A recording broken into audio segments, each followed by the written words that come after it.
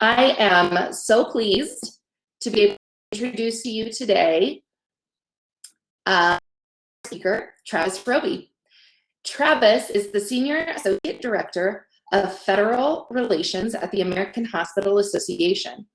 Prior to joining AHA, Travis worked for Representative Ron Kind as senior member of the Ways and Means Committee. He served Representative Kind as Chief of Staff and advised the congressman on healthcare issues. Travis also worked for Reps Mike Thompson and Darlene Hooley. Welcome, Travis.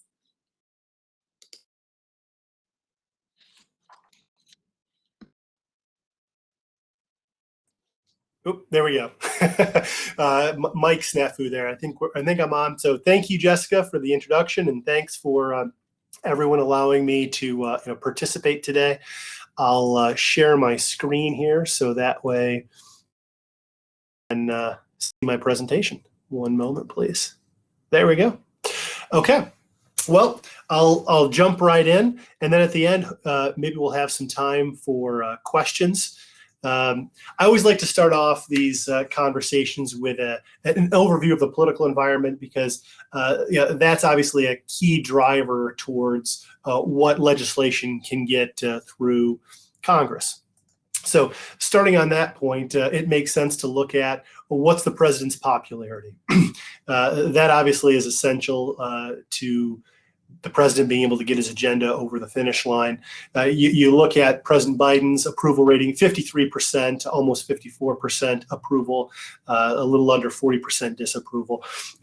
Certainly a significant improvement over where President Trump was at this time in his administration. And as you probably know, he never really climbed above that low 40% mark. But historically, that's a relatively low approval rating compared to where we saw presidents in their sort of honeymoon phase of their presidency, particularly the first 100 days, the first 3, 4, 6 months of a presidency. You look there at President Obama, and he was over 60%.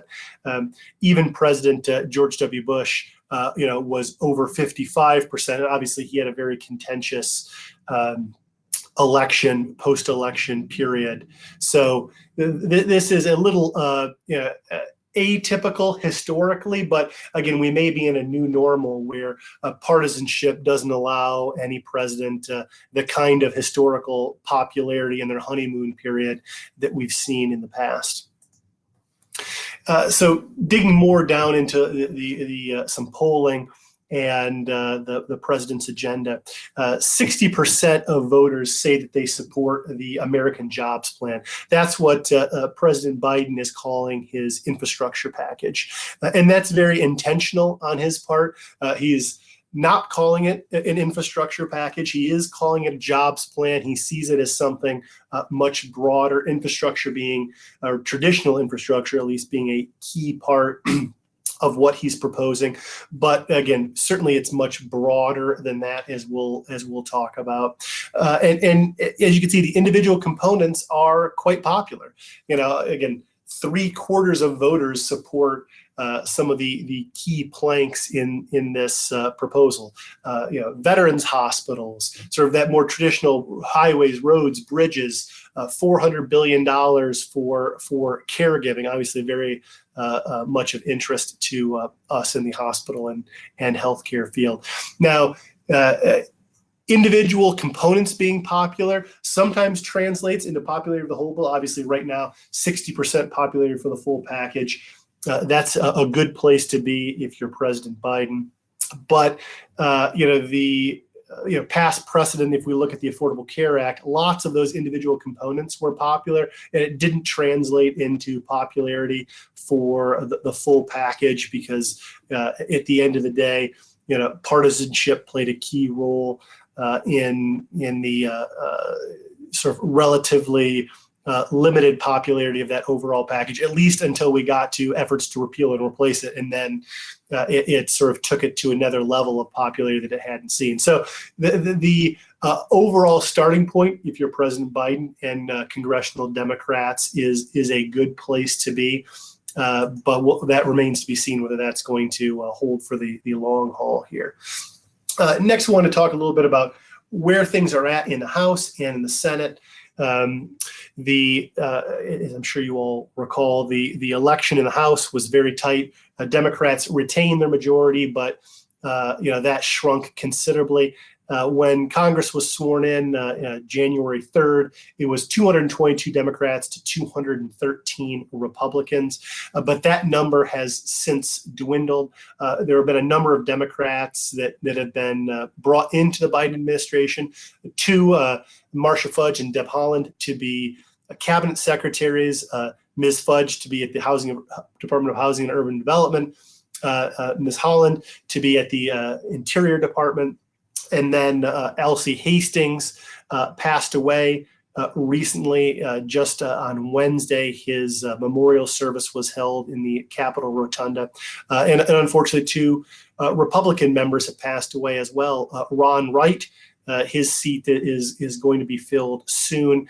And then Julia Letlow filled the seat of her husband, who passed away before he was actually ever sworn into Congress. So soon we'll be back to 220 to 213, as we get into June. That's going to impact us, the infrastructure package and everything that's happening in the House, because the margins were already so tight, but they've tightened up more. And Marcia Fudge, who I had mentioned, she's going to have a 7-month vacancy because they're not filling that seat until November 2nd. The governor of Florida has complete discretion on when he wants to fill Elsie Hastings' seat after his passing a couple weeks ago. That seat's almost certainly going to stay Democratic because it's a heavily Democratic district. But at the same time, there's nothing that's going to require him to fill that seat before the next general election in November 2022. So unclear how long it's going to be before the Hastings seat will get filled.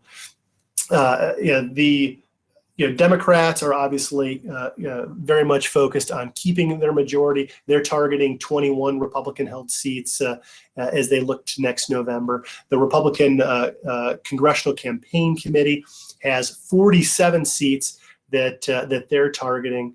And that's going to be something we're watching over the coming months, that redistricting, that decennial, that every 10-year process driven by the decennial census, where every state gets their congressional districts reapportioned. Some states will lose seats, some states will gain seats, but every state's going to have to redraw their district boundaries. That's going to have a big impact. That's going to drive how Speaker Pelosi and congressional Democrats view the their congressional agenda, because they're going to want to keep an eye on how to keep their majority come next year, and whether things are popular or unpopular in those sort of swing seats that they're looking to defend. On the Senate side, we've got already 5 Republicans who announced their retirement. 3 are in more swingy seats. Pat Toomey in Pennsylvania, Rob Portman in Ohio, and Richard Burr in North Carolina are places where Democrats intend to put a aggressive campaign forward. There are, in particular, 2 seats.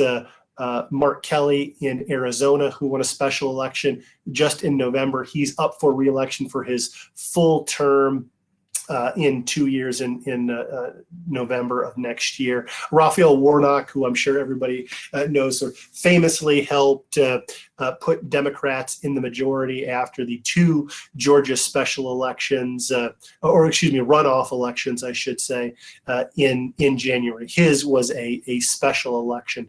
So he has to run again, unfortunately for him, in November of 2022 to fill out the remainder of that term. And then Republicans are also targeting Maggie Hassan, whose likely opponent is the current and popular governor of New Hampshire. So at a 50-50 split, it's going to be very competitive. And again, Chuck Schumer, the Senate Majority Leader, certainly as he's thinking about what legislation to put on the Senate floor, is keeping an eye on his vulnerable members and trying to keep that Senate majority. Also wanted to turn our attention a bit to the administration. The confirmation process for all the cabinet level positions has been finalized and went in relatively rapid order. But as far as filling out these sub-cabinet positions, particularly at HHS, it's been quite slow. There was a confirmation hearings last week for Chiquita Brooks LaSure over at CMS. She would be the CMS administrator. Andrea Palm would be the deputy HHS secretary. Both of them played key roles in the Obama administration. And you can see the full list of folks who are yet to be nominated, many of them, and yet to be confirmed for others up there. So the administration is not at full capacity right now. And obviously with COVID, and in particular with the migrant situation at the border, there's a lot of pressure on the HHS team right now, and hopefully they'll get fully staffed up in the very near future. Now I'll turn our attention to the legislative report, and I always like to start that with a discussion of our key deadlines, because the calendar and deadlines are what drive action on Capitol Hill. So first, in terms of the deadlines, August 1st, the debt ceiling needs to be lifted. October 1 is when government funding runs out. January 1, they'll have to address the statutory pay-go. Won't go into the technical weeds on that, but in short, the COVID packages that have spent trillions of dollars here so far this year were not paid for, as I'm sure you know. But if there's not something that waives provisions to require them to be paid for by January 1 of next year, at that point, there'll be across the board cuts to sort of the appropriate sort of general discretionary spending in government. We're expecting that to be happen. It's been done as a matter of course, Republicans or Democrats in charge when there have been emergencies like the COVID packages, but that's still going to have to happen. And then longer term on the horizon here is the Medicare Part A trust fund, which is going to be depleted by 2026.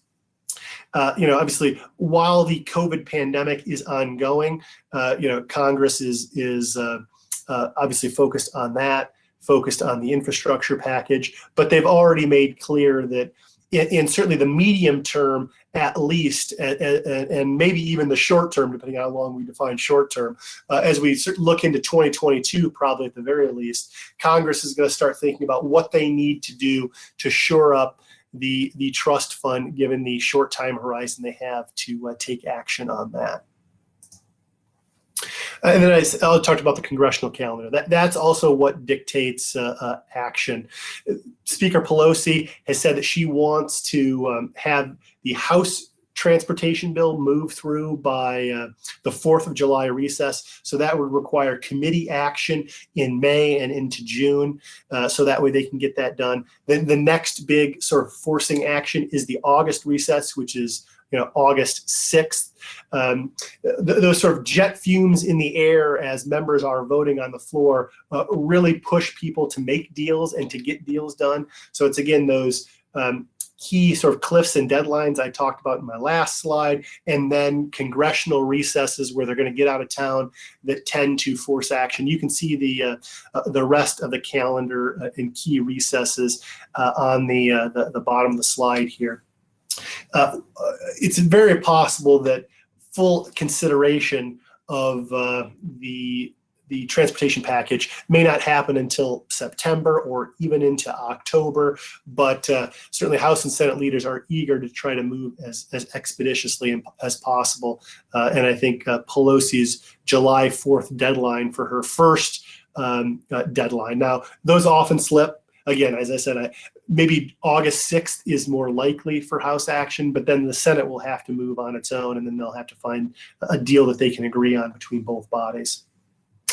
So in terms of what the administration has done and put out, on the 31st of last month, they put out that American Jobs Plan, which I already talked about is the president's title for his infrastructure package. And that really kind of sets the tone and the conversation. It doesn't guarantee that the House and the Senate are going to just take lock, stock, and barrel their proposals, and there were big categories and lots of room within it, unlike the COVID package, which was very specific. And Congress made some tweaks, but by and large, hewed very closely to what the Biden administration had proposed. This is more broad-based. I think Congress seems more intent to put its own stamp on this, and will likely make tweaks and changes. And again, even across the broad categories, there's lots of information that has not yet been fully fleshed out by the Biden administration. And we'll talk more about some of the specifics, but it's got things that you see as prototypical transportation or infrastructure, like roads, bridges, highways, mass transit, drinking water, but also some things that are trying to stretch the definition of infrastructure as well. And they're trying to pay for that by a raise in the corporate tax rate. That's what they call their Made in America tax plan.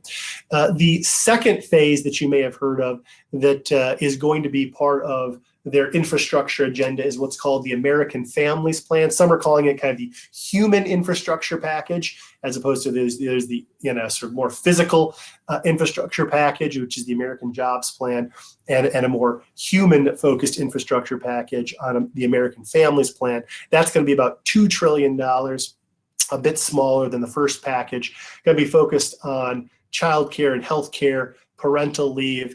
They've talked about a pay for drug prices. Now, what I'll note is, as of yesterday, the Biden administration had suggested this second package might very well not include healthcare components. Everybody assumed it would.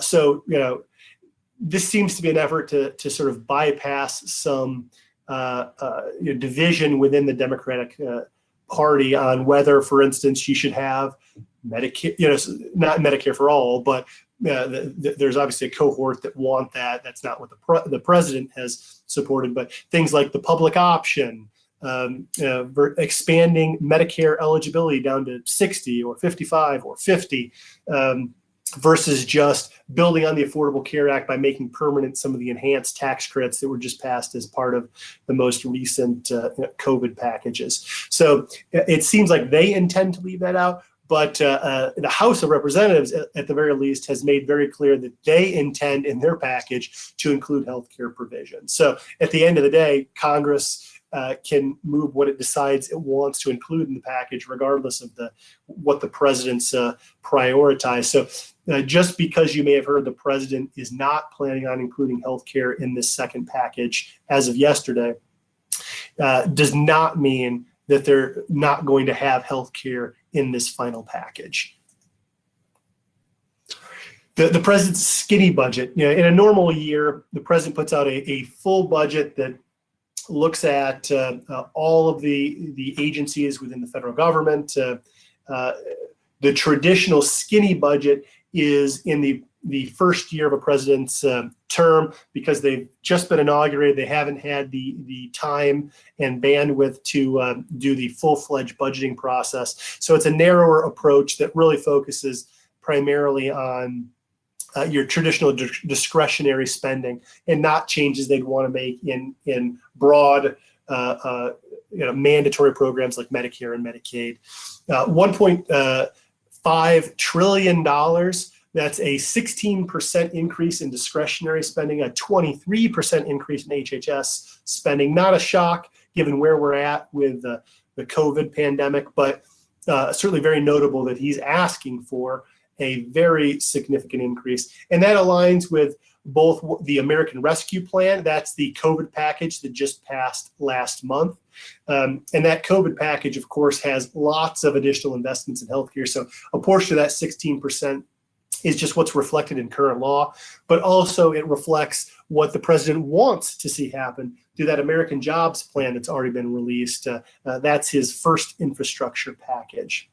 And again, they'll have a full budget request later this spring, but the skinny one sort of gets the ball rolling on that front. And you can see lots of important priorities for the hospital and healthcare field are in there. $8.7 billion increase for CDC, significant investment in the National Strategic Stockpile, more NIH funding, home and community-based services. So lots of key priorities that we're pleased to see as part of this package. I also wanted to just flag another recent piece of legislation from a couple of weeks ago that was signed into law. That, most importantly, eliminated a 2% across-the-board cut in Medicare programs. It was scheduled to go into effect April 1, as I'm sure everybody here knows, given your day jobs. CMS held claims, assuming that the legislation would happen. Obviously, it did.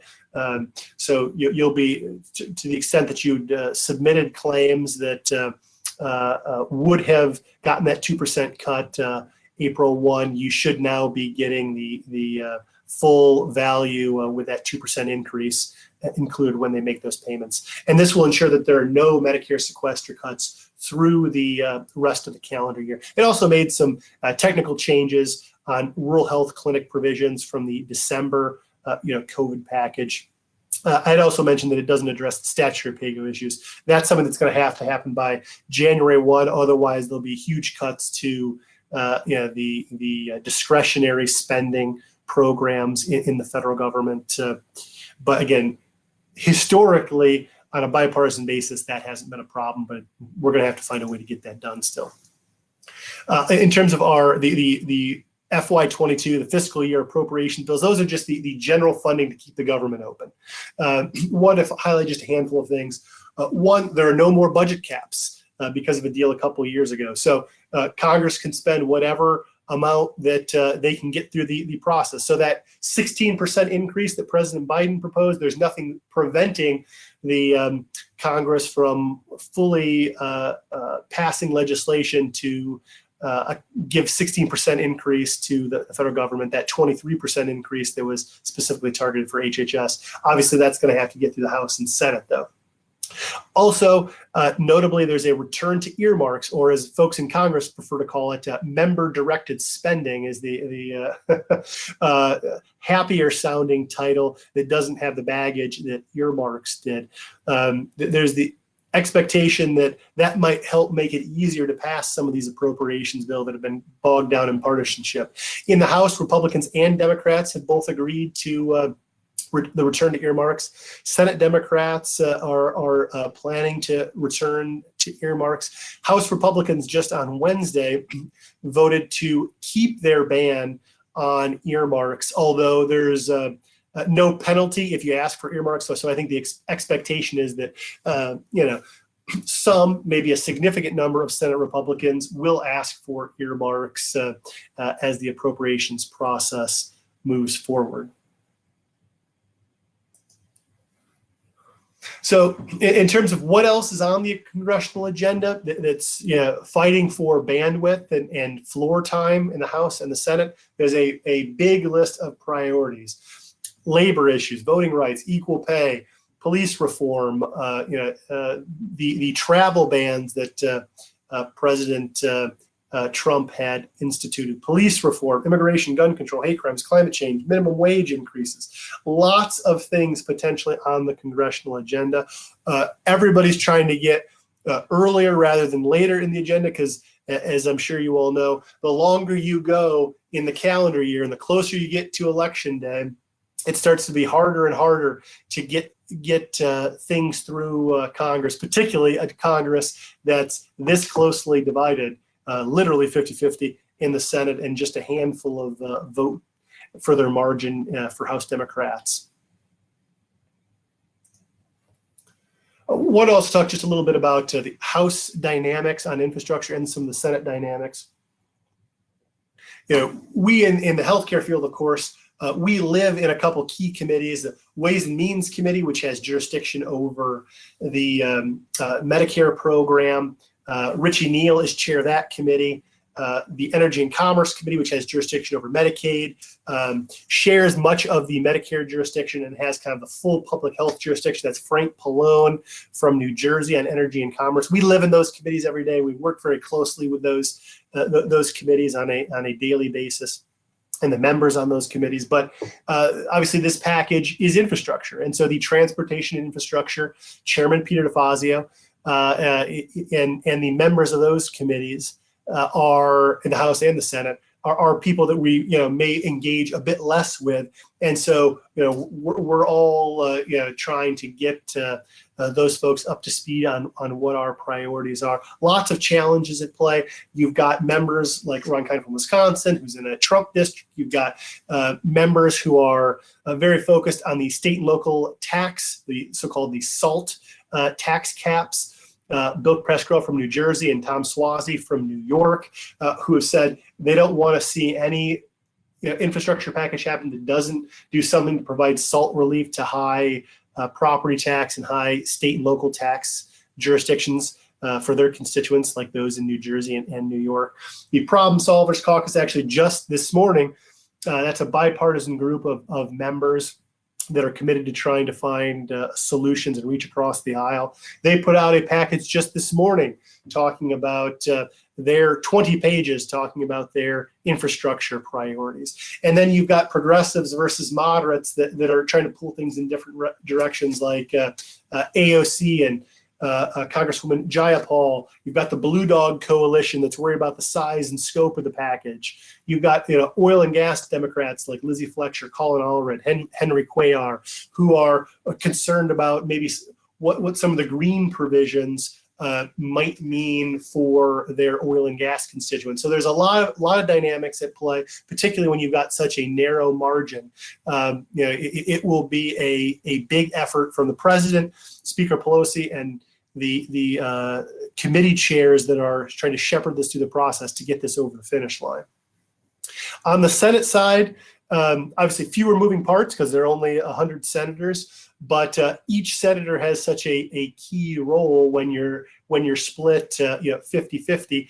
And you've probably read or seen on TV discussions of efforts to change the filibuster. The Senate generally operates on you need 60 votes out of the 100 to move anything, and when there's only 50 Democrats, that means you need to pick up 10 Republicans to move most legislation.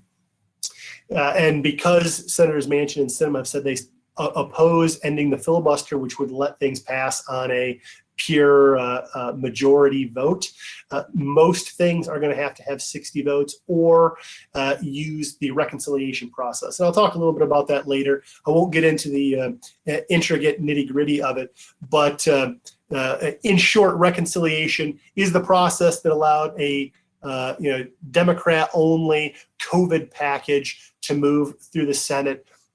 It's an expedited process that has significant limitations on what you can put in a piece of legislation, but allows for certain bills to have only 50 votes in the Senate. Historically, you can only have one of those fiscal year. The Senate parliamentarian recently ruled that Democrats could get extra bites at the apple, and so they're planning to queue things up if there can't be a bipartisan agreement to have reconciliation used as part of their infrastructure package. Now, there's what's called the G20, that group of senators that you see on the list, 10 Democrats, 10 Republicans, who have been trying to find common ground. That number is not by accident. As I said, you need 60 votes to get anything through kind of regular order to overcome a filibuster in the Senate. That means you need at least 10 Republicans. So these 10 Democrats and 10 Republicans are trying to work together, see if they can find a path forward to have a more traditional approach that doesn't require the use of reconciliation. And there's a push and pull. Moderate members want to see an attempt, at least on the Democratic side, to find a bipartisan path forward. More progressive members of the caucus don't want to water down their proposal in order to try to get Republican support. So there's push and pull both in the House and in the Senate on strategy there. So again, I told you I'd go into a little bit more of the weeds on infrastructure. Now, this is not my discussion, not the AHA's discussion. This is how Politico Playbook broke down the infrastructure package. A big chunk, $821 billion, stuff that nobody could consider anything but infrastructure. It's broadband, it's electricity, it's roads and bridges, the stuff that everybody typically thinks of as infrastructure, the kind of stuff that as they describe it, sure certainly seems like infrastructure. That's like, replacing all of the lead pipes that are still left in the country with new pipes. That kind of investment in clean drinking water, kind of as they describe it, sure seems like infrastructure. Then you move down to what they describe as infrastructure-ish proposals at a little over $300 billion. That's improving housing stock, schools, child care facilities, VA hospitals, and other federal buildings. And then you get to what they describe as the very distant relative of infrastructure. That's investing in domestic manufacturing, R&D, job training, and then you get the stuff that they describe as not even close, and that's expanding home healthcare services, obviously very much of interest to the healthcare field. And as you may recall from my slide earlier in the presentation, that's something that over 3/4 of Americans support. So it's definitely not something that fits within your traditional definition of infrastructure, but it's something that is very popular with the American people and helps create jobs, which again, this is called the American Jobs Plan. So President Biden and Democrats are counting on the fact that it's popular to help overcome the attacks from Republicans in particular, that's money that doesn't look like it's traditional infrastructure. This just gives you a little bit more of a pictorial breakdown of what those various components are. And again, I think, don't want to beat a dead horse here, but I do want to emphasize how much Democrats have tried to emphasize that the definition of infrastructure in the new economy that we currently have can't be just limited to roads and bridges. It needs to be more holistic. It needs to be a broader perspective, which is why they have that human infrastructure component that's expected to be released in the coming weeks. Again, that's even more far afield from those traditional road, bridges, bricks and mortar kind of construction that Republicans are looking at when they talk about infrastructure. Also just wanted to run through a bit here some of the specifics in terms of what we in the hospital field are focused on. We've seen during the pandemic that hospitals and healthcare systems are essential parts of the healthcare infrastructure in America, and that we're really part of the basic foundations of being able to keep the country working, keep everyone safe and healthy. So we've highlighted the fact that the Department of Homeland Security, in fact, considers healthcare and hospitals one of the 16 critical infrastructure sectors when they evaluate what's in a sort of critical infrastructure across the country. These bullets here give you kind of the highlights of what we're focused on. So we're trying to look at this as a broad definition of what infrastructure is, given that that's what the administration and that's what House and Senate Democrats have tried to do. And we think we have a compelling case why all of these should be included. So on the physical infrastructure side, we're talking about tax-exempt bond financing and grants. On the emergency preparedness front, that's particularly looking at significant additional investments in the hospital preparedness program. We've obviously seen during the course of the last year that there weren't enough upfront investments made in hospital infrastructure and preparedness of hospitals and the healthcare system at large, that we need to make sure we make some additional investments there. And the current hospital preparedness program provides very little money directly, despite its name, to hospitals. And we want to make sure that those investments actually get to the providers on the ground. We've got digital and data infrastructure as well. That includes broadband, a key priority for ours, significant new funding through the Rural FCC Broadband Initiative. That's the Federal Communications Commission initiative. But there's more to be done on broadband in urban underserved areas as well. That's sort of across the spectrum, but with a heavy focus on rural. Expanding telehealth is also a priority. I think we've seen, and certainly we hope that we've seen, the fact that Consumers have really bought into telemedicine. We don't think there's any going back. We know that that's what we hear from our members and providers on the ground, that they want to have this as an option. And we certainly hear from patients that they want and expect this. And that's going to take some legislative action, some regulatory action to make sure that in the future, we don't, once the pandemic and the public health emergency end, that have opened up this world of telemedicine in ways that it hadn't been ever accessible or available before, that people can still access that. And we've been making that hard sell to Congress that they don't want to be dealing with angry constituents who are wondering why they can no longer speak to their physician or other practitioners via telemedicine. And then strengthening cybersecurity is also a key piece of this.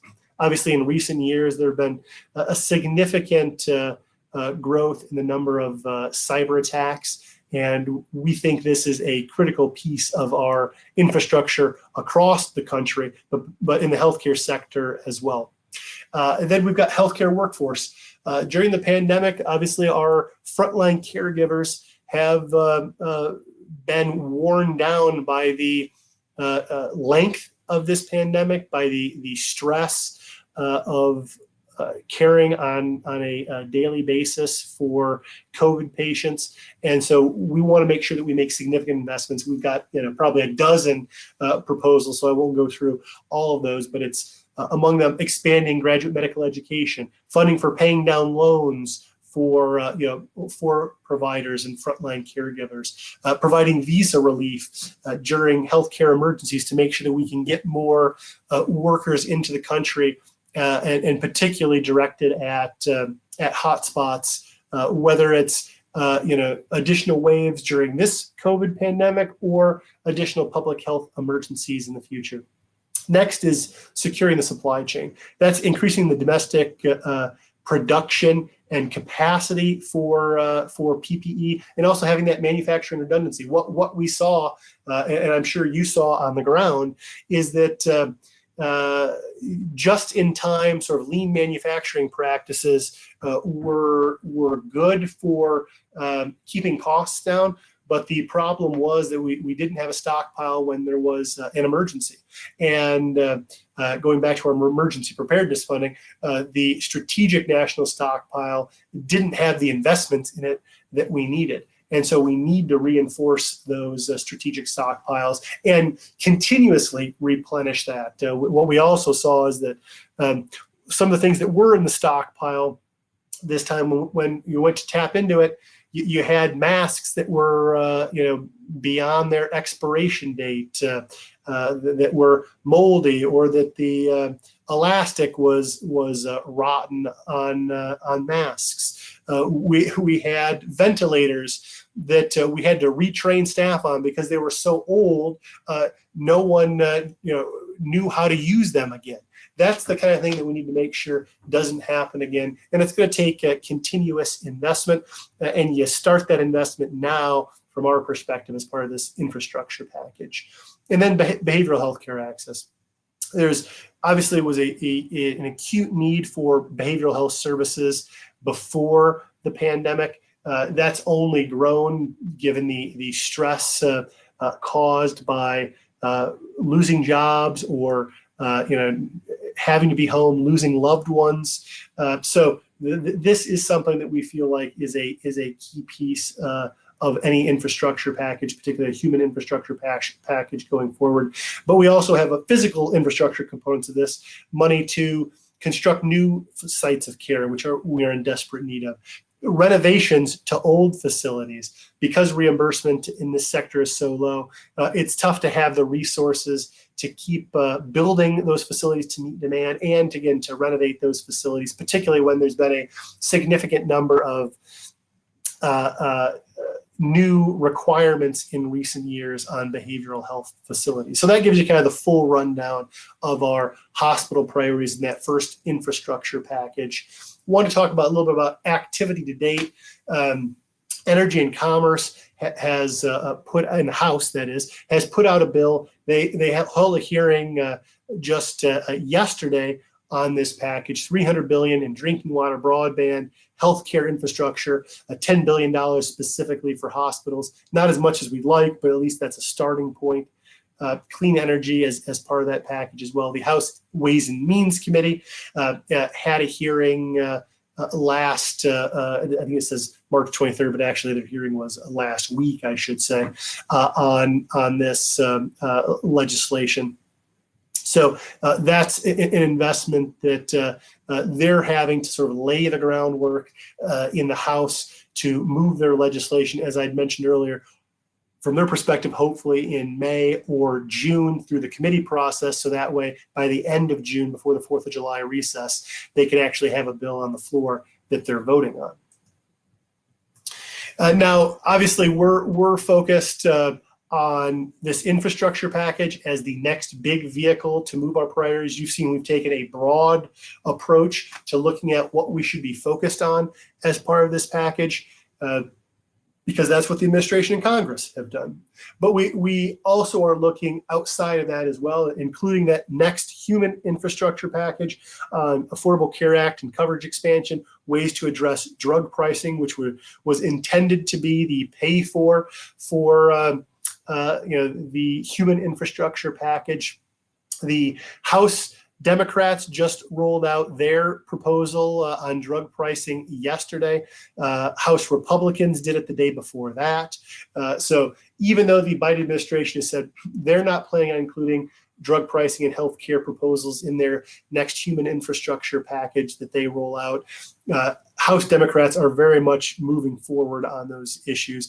And we also see this as a vehicle for additional COVID assistance, which obviously, all of our asks were not incorporated into the various COVID packages we've had so far. There's been lots done to help the hospital and healthcare fields, but we feel like there's more to be done, and we'll look for additional opportunities to include those priorities in the infrastructure package or other legislative vehicles that are moving. And of course, we always have other priorities outside those sectors as well. We're still looking at what we can do to increase affordability. We've got a rural healthcare agenda. We're still focused on health equity. And a lot of those things are incorporated into our infrastructure package, our COVID asks. Obviously, each one of those, affordability, rural health equity, are pieces that we're also pushing as part of our COVID and infrastructure asks as well.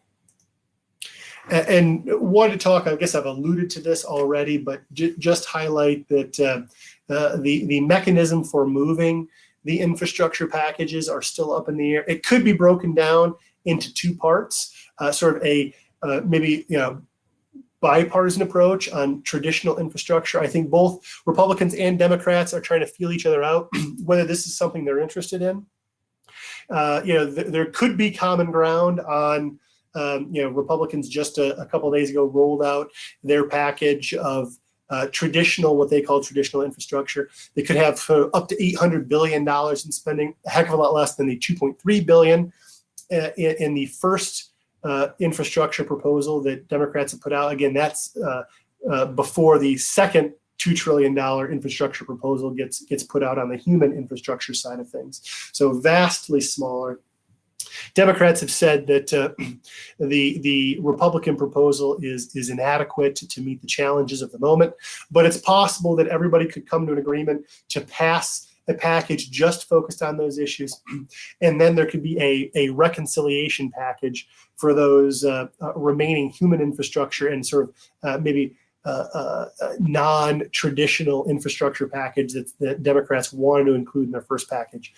Unclear if Democrats want to go about that. Unclear if Republicans want to try to cut a deal on a traditional infrastructure package, knowing that Democrats would just then turn around and pass a bill without probably any bipartisan support on a bigger package with other priorities. But those things are certainly on the table. I already talked a little bit about reconciliation. That's that streamlined process that lets everybody move forward without any Republican support potentially, because you need 51 votes in the Senate. Obviously, it's a 50-50 tie with Vice President Harris potentially being the casting the tie-breaking vote there. But it does limit the opportunities that you have to include things, because not every piece of element of legislation that Democrats want to include in this package is allowed under reconciliation. There are things like changing labor rules, changing immigration, lots of clean energy sort of standards and clean energy provisions couldn't be included because it has to be a directly spending related provision. They tried, as you may have heard, include the $15 minimum wage increase as part of the COVID package. They couldn't do that because of the so-called Byrd rule that restricts what you can include in reconciliation. So there are limits to this, which is why it's potentially appealing to Democrats to split it into two parts. Some things you could do without reconciliation, would be able to move through the process that way. And that, I think, brings me to the end here. I could stop if there are any questions that that folks have, whether that's in the chat or if it's something we want to use a different mechanism where we could turn on people's mics. Happy to do that.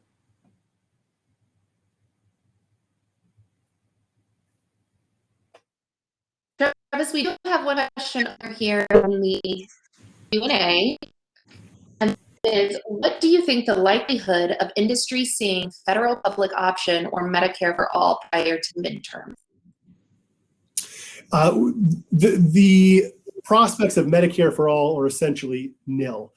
President Biden ran against Senator Sanders and a slew of other Democrats who specifically were running on Medicare for all. President Biden said he did not support Medicare for all. He supported building on the Affordable Care Act. So without the president's support, we're not going to see Medicare for all. Now, a public option, that's an entirely different question. One that certainly many Democrats are eager to move forward with, and something that we're following very closely.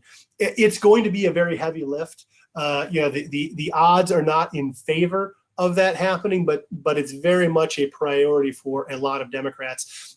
Sort of as I alluded to earlier, a big part of the reason why the president's has indicated that his second human infrastructure package is not going to include anything on healthcare is because questions like, do you do public option? Do you do a Medicare buy-in to allow people at 60 or 55 or 50 to buy into the program? That stuff splits the Democratic Party.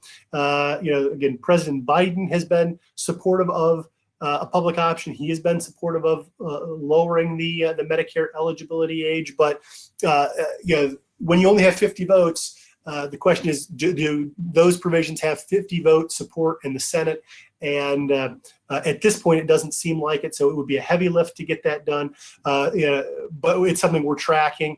We're keeping a close eye on. And we think that maybe something is more likely on expanding the tax credits in the Affordable Care Act, which obviously were already done on a temporary basis in the most recent COVID package. That's something that certainly we would like to see made permanent or extended far beyond the 2-year window that they did in the COVID package.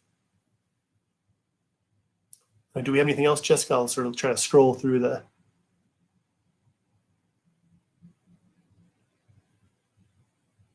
I was on mute there. One here in the chat. Any likelihood of DC becoming a state? As you may have seen yesterday, the House of Representatives, in a historic vote, passed legislation to make Washington, D.C. the 51st state.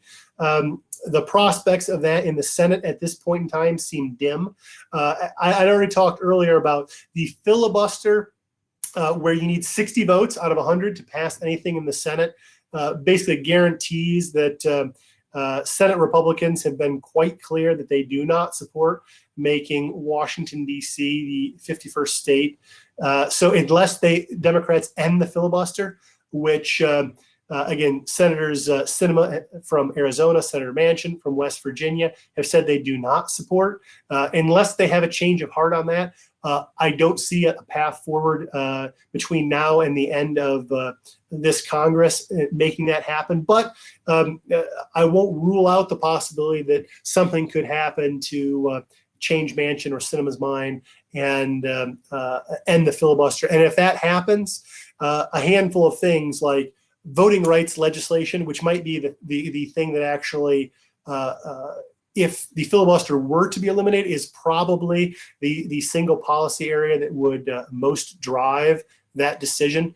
If they can't find a path forward on voting rights legislation, maybe that's the kind of thing that would push Manchin and Sinema, at least on a narrow basis, to provide, not eliminate the filibuster, but at least further weaken or limit the circumstances where the filibuster could be used. And again, there'll certainly be plenty of Democrats that will argue, as far as a voting rights push, that Washington, D.C., which is obviously taxation without no representation, is their motto on all of their license plates. If you've ever come to Washington, D.C., it is something that they feel should be included as part of that consideration. But I think at this point, it's relatively unlikely.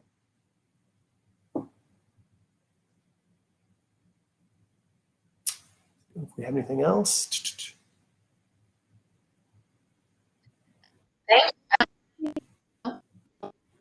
Seeing anything else in here right now. If anyone else has some questions, please go ahead and put those in the chat. We can address those. Thank you, Travis, so much for your time and your incredible expertise. A lot of information there. Thank you. I will remind everybody, we've got a few more minutes, so we're going to go back down to the floor. It'll give you a little extra time